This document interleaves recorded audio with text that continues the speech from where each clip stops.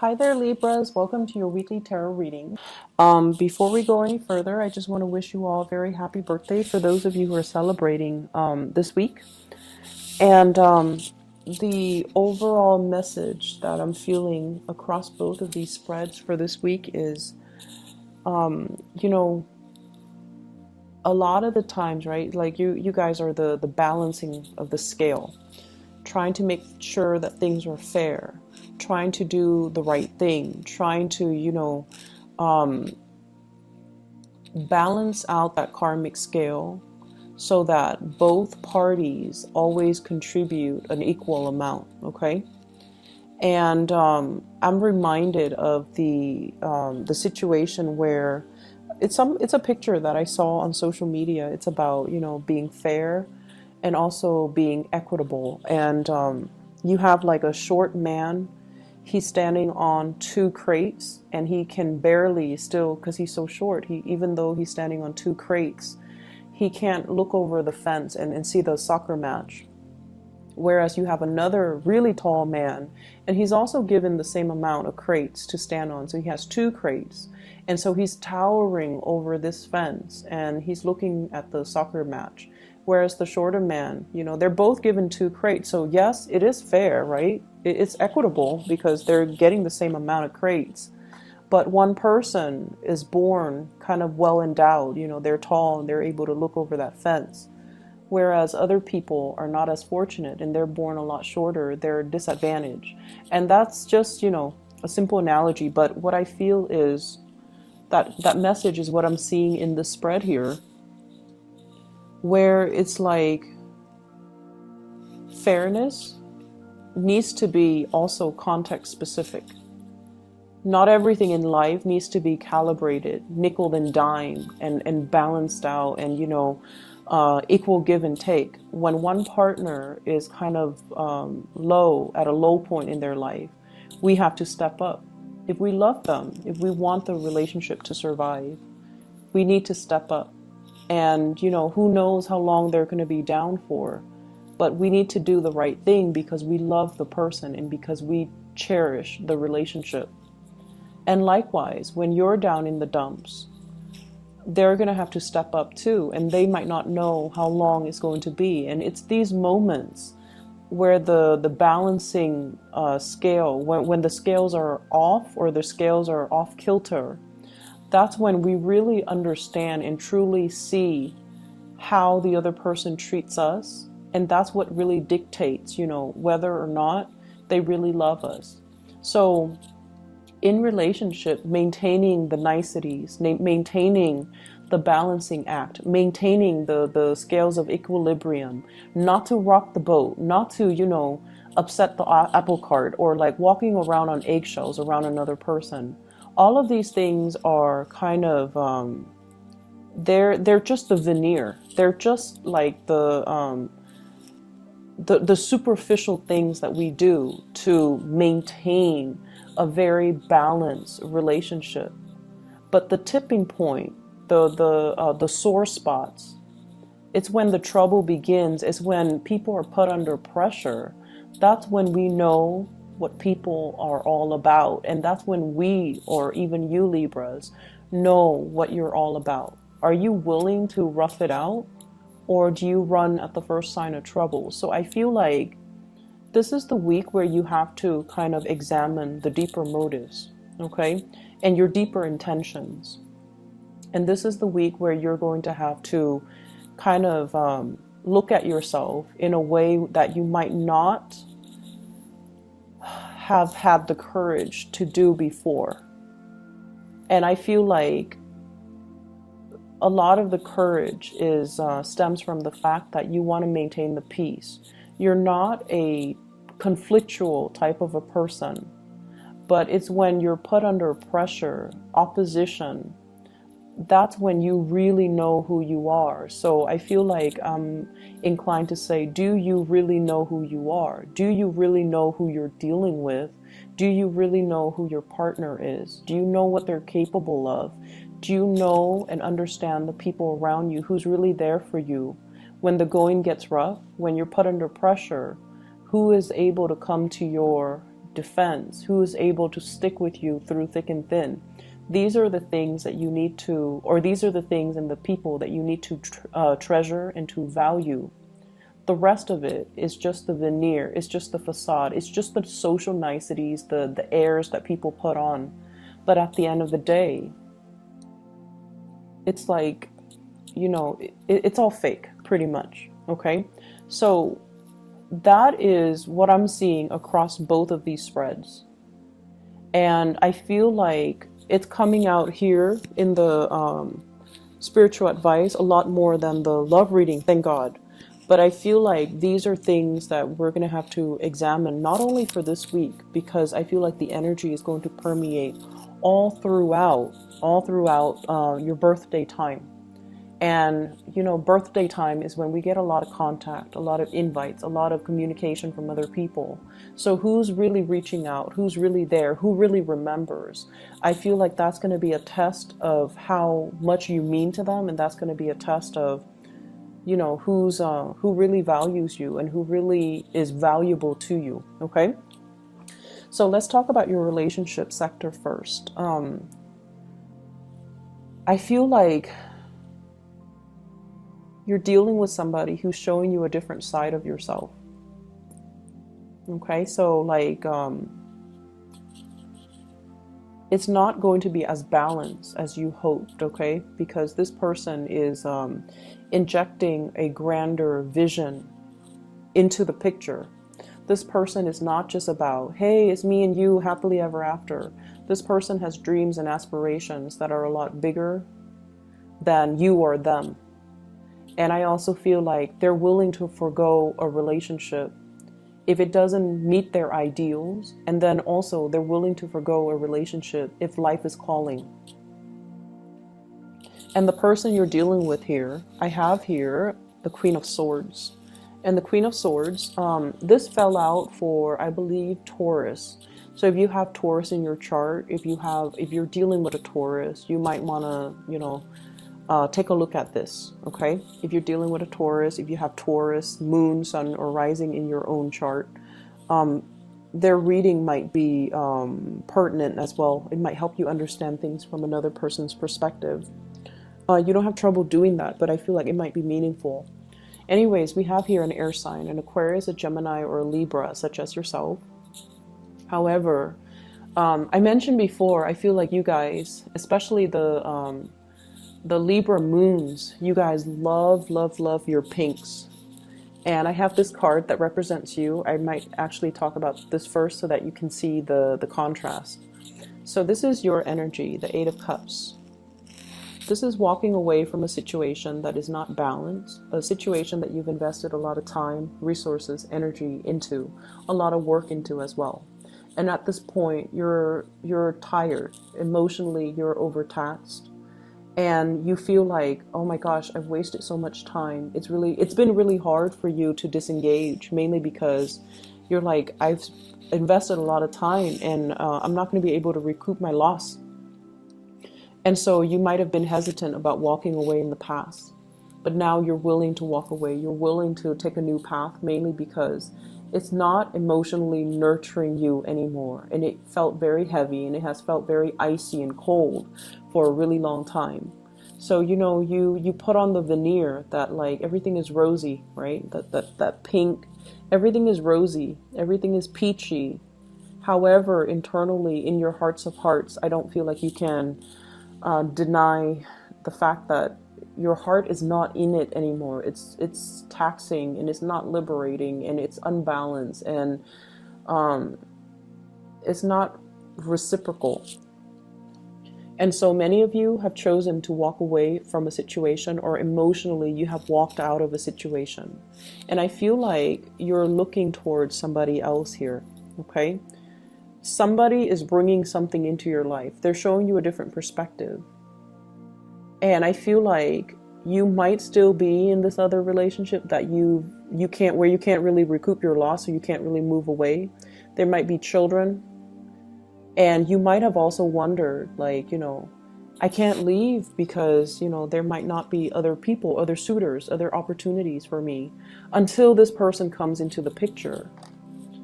And this person is everything that you've wanted. They're blue, you're very pink. So I feel like there might be gender role reversal, okay? And that's just the stereotypical, color coding that I'm using. But I do feel there's an element here. This is a female energy, and yet her demeanor is very, very strategic, very icy. So she's not a warm, cuddly type of a person. However, she's very intelligent. So it could be a male or a female, but their energy is that they're not, typically warm and cuddly and welcoming and things like that. However, this person is very highly activated on the crown chakra. They have a lot of insights, a lot of wisdom. They can see through people. They can see through situations. They can bring a lot of clarity in a situation where there is none. And I feel like you find them very, very attractive. And one of the ways in which Libran and Taurian people find other people attractive is in the symmetry. The way they dress, whether or not their clothes are complementary colors, the way their facial features are, whether or not they have dimples or they have like a gentle, a kind face.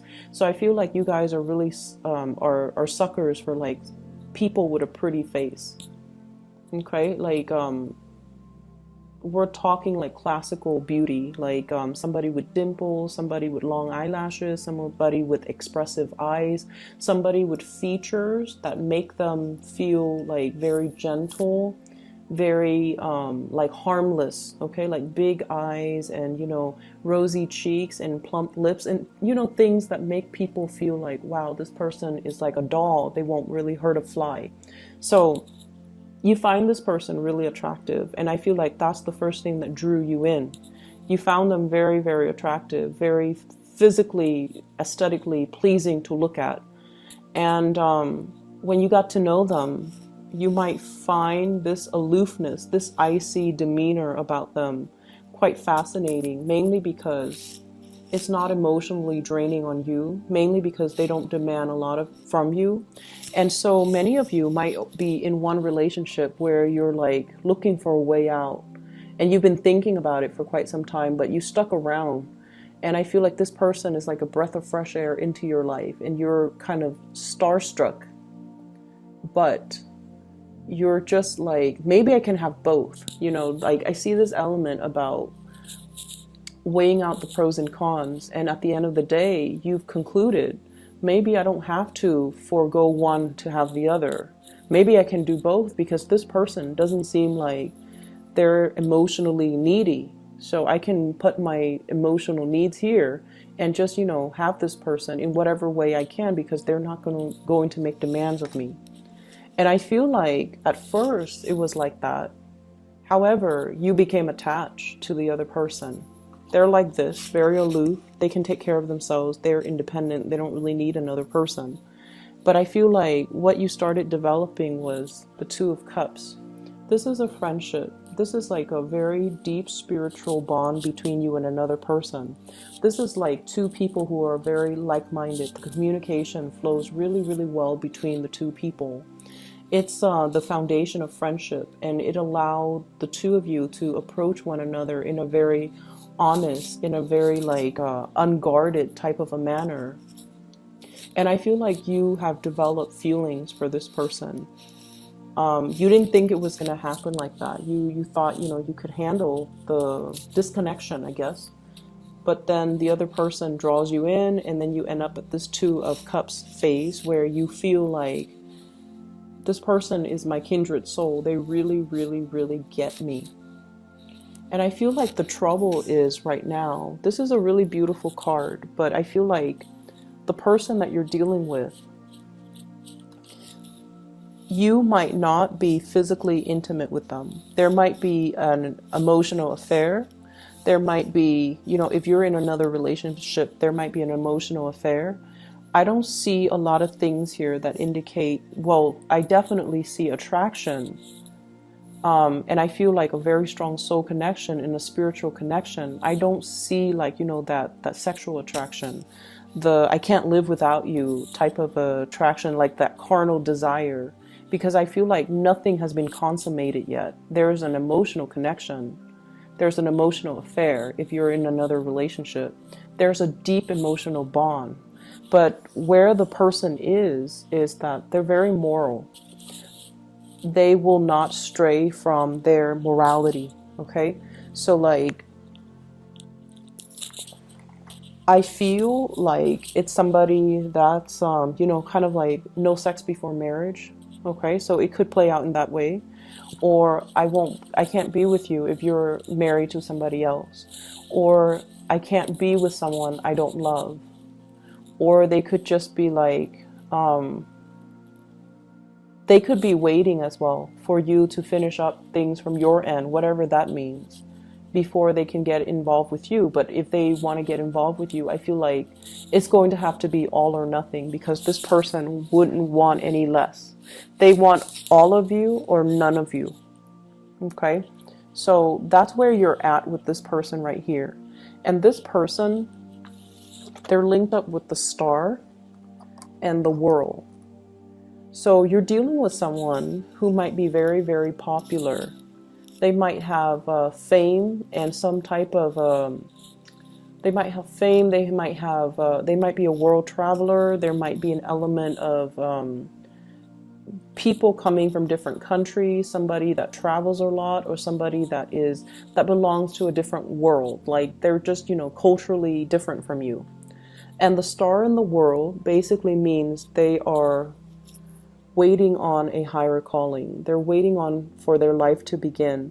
They're waiting for opportunities to travel. They're waiting for opportunities to kind of move away, pursue their life, or allow their lives to start. So I feel like at a moment's notice, they're going to be on their way out. They're going to be seeking other opportunities. So there's somebody here that you definitely have a very strong connection with, but it seems like you're tied up in something else. You're not able to give them whatever it is that they want, or whatever it is that you want from them, to solidify a really strong relationship. And the feelings are definitely mutual. You know, with this Two of Cups, it's a soulmate connection. It's a very strong spiritual bond. But I feel like if you don't recognize it for what it is, it's going to slip away. And soulmate connections, they come in they're not rare per se, but I feel like there's a time and a place for it. And the soulmate connection can also run its course too. There's a time and a place for that as well. So if you're not quick on the uptake and recognize this situation for its rarity and for, you know, how powerful it is, I feel like it's going to slip you by, because the other person, they're going to be drifting away. Okay? This is the escape here. Things coming to a culmination, things coming, it's like coming full circle and coming to an end, closing out of a cycle, mainly because have healed up from the past. For others of you, it could be, you know, just the fact that you're with a new person now that really gets you, that you feel is your kindred soul, and you're very, very happy. The person has helped you done a lot of healing on yourself. And I feel like the cycle of you feeling, we have here the Eight of Cups and the Two of Cups, and altogether it adds up to 10, which is the completion stage. You have somebody, you've been feeling empty and taken for granted for a really long time, and then you meet this person who's like a kindred soul. They're fair. They are just. They want to do the right thing. And I feel like it's really refreshing when we meet somebody who has the same values as us, all right? And so they're completing you, and they're going to help you kind of like continue that next phase of your journey. So if you didn't believe in, you know, morality, if you didn't believe that people were selfless, that people are incapable of, you know, doing the right thing, I feel like you're meeting somebody.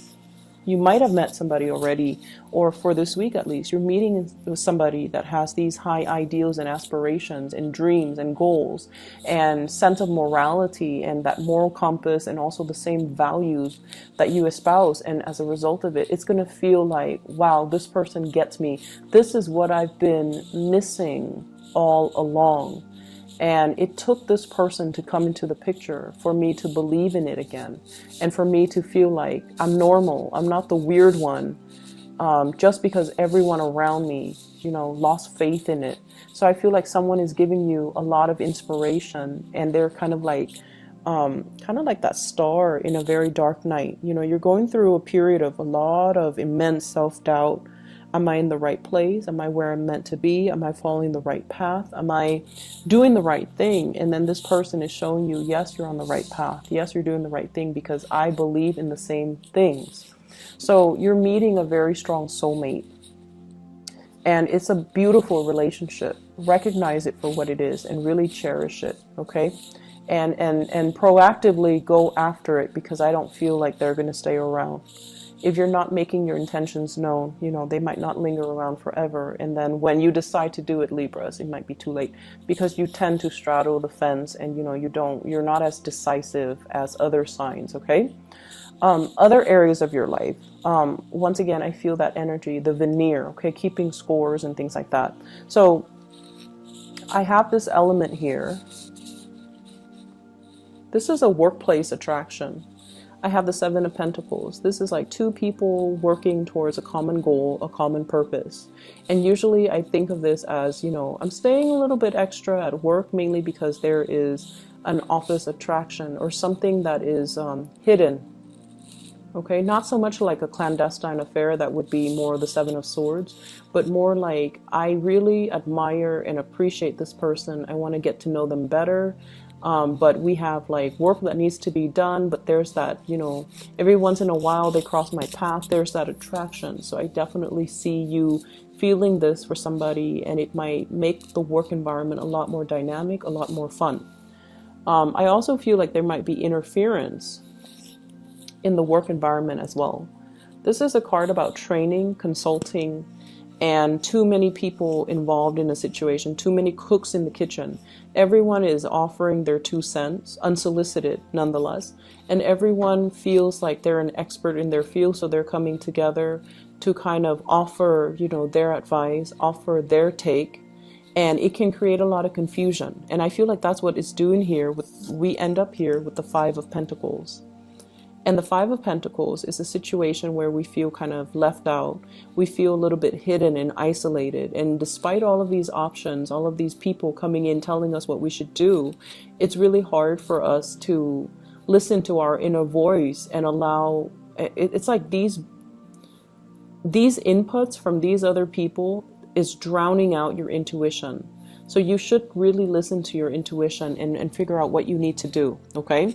So that's one area that I feel, there's workplace attraction.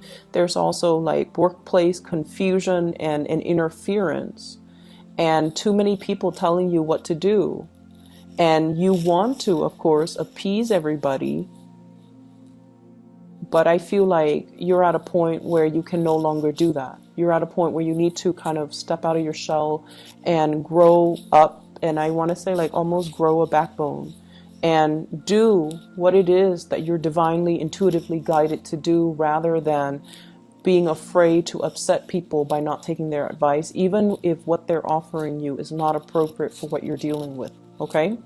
For those of you who are feeling a little bit down and out, if you have recently, I see a divorce situation here as well. We have the Justice card as well as the Four of Wands. This is like paying alimony, paying child support, ending a relationship, having to deal with the legal aftermath of a failed relationship. If you are dealing with that as well, I feel like financially things might be halved, okay? So financially, if you have had a lot of financial blessings, so if you're like, if you were married and there were two incomes, now we're going in half. And I feel like you're going to start to feel the financial pinched, okay? And then if you've had to, take care of the kids or the wife or the husband or whatever the situation is, there's now child support and alimony that's going to have to be had, and there's going to be that financial pinch as well. So I feel like for some of you, the financial picture is not looking too great. And I also feel as if I feel like for those of you who are dealing with, you know, divorces and separation and child support and alimony, you have to kind of go to court and sort out like either agree to like to like redraw or renew or renegotiate your alimony or child support payments. And then for others of you, I feel like you're doing really well in at work. You might be in the legal profession. You might have met somebody that you're married to in the legal profession. You might now be meeting somebody in the legal profession, and you guys really hit it off. And I feel like, you know, it's a really great career for you to stay in. You're consulting, or other people are consulting you, and so you're doing a lot of training in that arena. But I definitely feel like there is this sense of meeting somebody that you really, really love on a soul level. You recognize each other. It's like upon the first time that you meet, you understand this sense of your soul recognizes one another. Okay, I'm gonna leave it at that for you, Libras. Take care of yourself, and I'll be back next week. Okay, happy birthday to those who are celebrating. Okay, and I'll see you next week. Bye bye.